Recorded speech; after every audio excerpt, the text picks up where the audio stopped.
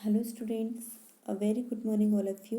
Welcome to our online classes. आज की इस वीडियो में हम हमारी पाठ्य पुस्तक स्पर्श भाग 2 गद्य खंड का पाठ 3 जिसका नाम है ततारा वामिरो कथा उसको पढ़ेंगे। पाठ 2 मैंने छोड़ दिया है क्योंकि वह दिल्ली बोर्ड के द्वारा हमारे सिलेबस से हटा दिया गया है, इसलिए हम पाठ 3 पढ़ेंगे ततारा वामिरो कथा, जो कि लीलाधर मंडलोई द्वारा रचित है। हम लीलाधर मंडलोई का जीवन परिचय सबसे पहले पढ़ेंगे। सन 1954 की जन्माष्टमी के दिन छिंदवाड़ा जिले के एक छोटे से गांव गुड़ी में जन्मे लीलाधर मंडलोई की शिक्षा दीक्षा भोपाल और रायपुर में हुई। यह छिंदवाड़ा जिले के गुड़ी गांव में इनका जन्म हुआ था जन्माष्टमी के दिन 1954 में। इनकी शिक्षा दीक्षा भोपाल और रायपुर में हुई थी। प्रसारण की उच्च शिक्षा मतलब प्रसारण जो दूरदर्शन प्रसारण वगैरह होते हैं उनकी उच्च शिक्षा के लिए 1987 में कॉमनवेल्थ रिलेशंस ट्रस्ट लंदन की ओर से आमंत्रित किए गए और इनकी अच्छी शिक्षा के लिए इनको 1987 में कॉमनवेल्थ रिलेशंस ट्रस्ट लंदन में इनको बुलाया गया था। इन दिनों प्रसारण भारती के महानिदेशक का कार्यभार संभाल रहे हैं और अभी भी यह दूरदर्शन महानिदेशक का कार्यभार संभाल रहे हैं। लीलाधर मंडलोई मूलतः कवि हैं। उनकी कविताओं में छत्तीसगढ़ अंचल की बोली की मिठास और वहाँ की जनजीवन का सजीव चित्रण है। इनकी कविताओं में अक्सर छत्तीसगढ़ की बोलियाँ ज़्यादातर प्रचलित हैं। अंडमान निकोबार द्वीप समूह की जनजातियों पर लिखा इनका गद्य अपने आप में एक समाजशास्त्री अध्ययन है। इन्होंने अंडमान निकोबार द्वीप समूह की जो जनजातियों के ऊपर अपना गद्य लिखा है वह समाज के सारी चीज़ों का अध्ययन कराता है। समाज में अच्छाई बुराई किस प्रकार से व्याप्त है उसका हम लोगों को अध्ययन करवाता है। उनका कवि मन ही वह स्रोत हैं जो उन्हें लोक कथा, लोकगीत, यात्रा वृत्तांत, डायरी, मीडिया रिपोर्टाज और आलोचना लेखन की ओर प्रवृत्त करता है। अपने रचना कर्म के लिए कई पुरस्कारों से सम्मानित किए गए हैं। मंडलोई की प्रमुख कृतियां हैं घर घर घूमा, रात बिरात, मगर एक आवाज, देखा अनदेखा और काला पानी। यह इनकी प्रमुख रचनाएं हैं।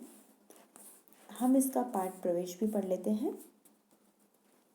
पाठ प्रवेश है जो सभ्यता जितनी पुरानी है उसके बारे में उतनी ही ज़्यादा किस्से कहानियाँ भी सुनने को मिलती है। हमने ये सुना है जो कहानी जो सभ्यता बहुत पुरानी होती है उसके बारे में उतनी ही कहानियाँ लोगों के मुंह से हम सुनते हैं। किस्से ज़रूरी नहीं है कि सचमुच उसी रूप में घटित हुए हो जिस रूप में हमें सुनने या पढ़ने को मिलते हैं। ये ज़रूरी भी नहीं होता है कि जिस रूप में वह किस्से कहे जाते हैं वह उसी रूप में घटित हुए हो, क्योंकि होता है ना एक से दूसरे के पास, दूसरे से तीसरे के पास पीढ़ी दर पीढ़ी वो किस्से चले आते हैं तो उसकी कहानियों में थोड़ा हेर फेर हो जाता है। इतना ज़रूरी है कि इन किस्सों में कोई ना कोई संदेश या सीख निहित होती है, परंतु उन किस्सों के अंदर कोई ना कोई अच्छाई, कोई ना कोई सीख, कोई ना कोई शिक्षा ज़रूर होती है।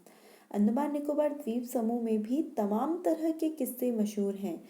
इसमें से कुछ को लीलाधर मंडलोई ने फिर से लिखा है। लीलाधर मंडलोई ने भी अंडमान निकोबार द्वीप समूह के बहुत सारे किस्से प्रचलित हैं, उसमें से एक किस्सा लिया है और उस किस्से को वापस उन्होंने लिखा है और उसमें थोड़ा बहुत हेरफेर ज़रूर हो जाता है।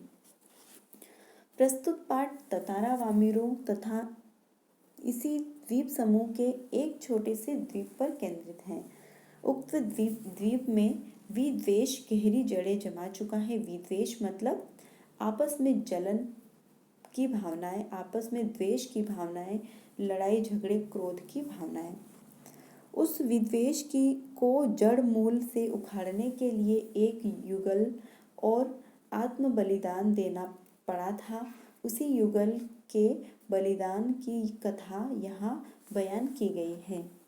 प्रेम सबको जोड़ता है, प्रेम सबको जोड़कर रखता है और घृणा दूरी बनाती है। ये सभी हम जानते हैं। हम अगर किसी के साथ प्रेम से रहेंगे तो आपस में हम सब जुड़ जाएंगे और आपस में ही हम झगड़ा करेंगे, एक दूसरे से द्वेष रखेंगे, घृणा रखेंगे, जलन के भाव रखेंगे तो हम सब दूर हो जाएंगे। इससे भला कौन इनकार कर सकता है, और वाकई में इस बात से कोई मना भी नहीं कर सकता। इसीलिए जो समाज के लिए अपने प्रेम का, अपने जीवन तक का बलिदान करता है, समाज उसे न केवल याद रखता है बल्कि उसके बलिदान को व्यर्थ नहीं जाने देता। यही वजह है कि तत्कालीन समाज के सामने एक मिसाल कायम करने वाले इस युगल को आज भी उस द्वीप के निवासी गर्व और श्रद्धा के साथ याद करते हैं। युगल मतलब एक युवक है जिसने अपने प्रेम का त्याग किया था, अपने आप का त्याग कर दिया था समाज से बुराइयां मिटाने के लिए। इसलिए वहाँ के लोग आज भी उनको गर्व और श्रद्धा से याद करते हैं। आगे हमारा पाठ है ततारा वामेरो की कथा, जो कि बहुत ही अच्छी कथा है। इसको हम अगले वीडियो में पढ़ेंगे। तब तक के लिए थैंक यू।